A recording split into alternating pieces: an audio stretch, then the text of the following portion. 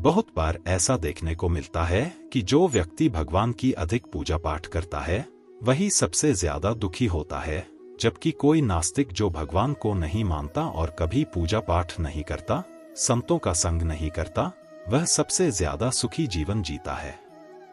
यह सब देखकर कभी कभी ऐसा लगता है कि भगवान ही गलत है, भगवान का न्याय ही गलत है।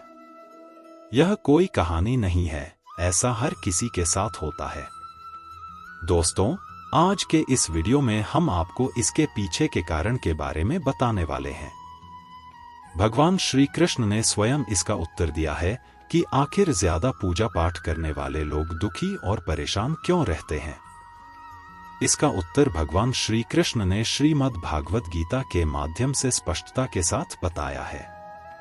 तो चलिए फिर शुरुआत करते हैं। द्वापर युग की बात है, जब भगवान श्री कृष्ण और अर्जुन के बीच संवाद हो रहा था। तब अर्जुन ने भगवान श्री कृष्ण से पूछा, माधव, जो लोग ज्यादा पूजा पाठ करते हैं वे ज्यादातर दुख और परेशान रहते हैं।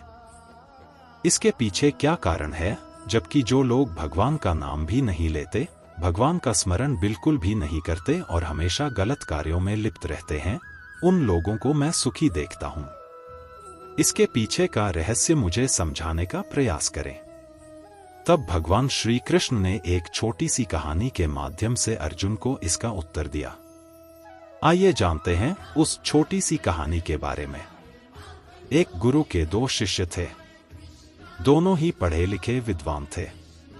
दोनों में फर्क सिर्फ इतना था कि एक भगवान को मानने वाला था और दूसरा भगवान को न मानने वाला नास्तिक था। जो भगवान को मानने वाला शिष्य था वह जहां पर भगवान की कथा होती थी, जहां सत्संग होता था, जहां भजन होता, वहां दौड़ के चला जाता और भगवान की पूजा पाठ करने लगता। दूसरा शिष्य इन सब चीजों से दूर था। वह शराब पीता था, वेश्याओं के साथ समय बिताता था और सारी बुरी आदतें उसमें थी। एक दिन क्या हुआ, एक शिष्य शराब पीकर अनाबे रास्ते में पैदल चलते हुए अपने घर को जा रहा था। अचानक उसको रास्ते में पैसों से भरा एक बैग मिल जाता है। उसकी खुशी का ठिकाना नहीं रहता। वह जोर जोर से चिल्लाते हुए सबको बताता है, मुझे आज पैसों से भरी बैग मिल गई, मेरा जीवन सफल हो गया। इन पैसों से मैं अपनी आवश्यकताओं की पूर्ति करूंगा। वहीं दूसरा मित्र मंदिर से भजन करते हुए अपने घर को जा रहा था। अचानक उसके पैर में एक बड़ी कांटे चुभ जाती है और रक्त निकलने लगता है। ठीक उसी समय दूसरा शिष्य भी वहीं पहुंचता है और हंसते हुए उसको बोलने लगता है, क्यों, तुम ही हो ना जो सबसे ज्यादा पूजा पाठ करते हो, भगवान का भी भजन करते हो। क्या दिया तुम्हारे भगवान ने तुम्हें? मुझे देखो, मैं कभी मंदिर नहीं गया और ना ही मैंने कोई अच्छा काम किया। मेरे घर में भगवान का मंदिर भी नहीं है। मैंने कभी सत्यनारायण की कथा नहीं कराई। भगवान के सामने कभी माथा नहीं टेका, फिर भी मैं कितना संपन्न हूं, अमीर हूं। मेरे पास पैसों की कोई कमी नहीं है। सबसे ज्यादा सुखी जीवन मैं ही जी रहा हूं। अच्छे शिष्य को उसकी बात चुभने लगी। उसने मन ही मन विचार किया, हां, यह तो सच बोल रहा है। मैं कितना पूजा करता हूं और वह कुछ नहीं करता, फिर भी कितना सुखी है। इतना सोचते हुए वह अपने गुरु के पास चला जाता है और यही प्रश्न गुरु से करता है। गुरुजी मुस्कुराते हुए बोले, भगवान जो करते हैं अच्छे के लिए ही करते हैं। जिसकी जैसी योग्यता होती है उसे उसी के अनुसार फल देते हैं। अब तुम्हारे प्रश्न का उत्तर तुम जानते हो। भगवान ने तुम्हारे पैर में कांटे क्यों चुभाए और उसको पैसों से भरी बैग क्यों मिली? सुनो, तुमने पिछले जन्म में बहुत पाप किया था, इसलिए तुम्हारी आज मौत होने वाली थी। तुम बच गए क्योंकि तुम मंदिर गए थे और तुमने भगवान की पूजा की थी। यही कारण है कि तुम्हारी मौत ना होकर सिर्फ एक कांटा चुभा। अब तुम्हारे मित्र की बात करें तो पूर्व जन्म में वह एक संत महापुरुष था, इसलिए उसकी किस्मत बदलने वाली थी और वह करोड़ों की संपत्ति का मालिक बनने वाला था। मगर इस जन्म में उसने कोई अच्छा काम नहीं किया, इसलिए पूर्व जन्म के फल के अनुसार उसे थोड़े पैसे ही मिले, जबकि वह अरबों की संपत्ति का मालिक बनने वाला था। भगवान को दोष देना छोड़ दो, अपने वर्तमान के समय का सदुपयोग करो, भविष्य अपने आप सुधर जाएगा। इस प्रकार उसकी आंखें खुल गईं और वह फिर से अपने पूजा पाठ में लग गया।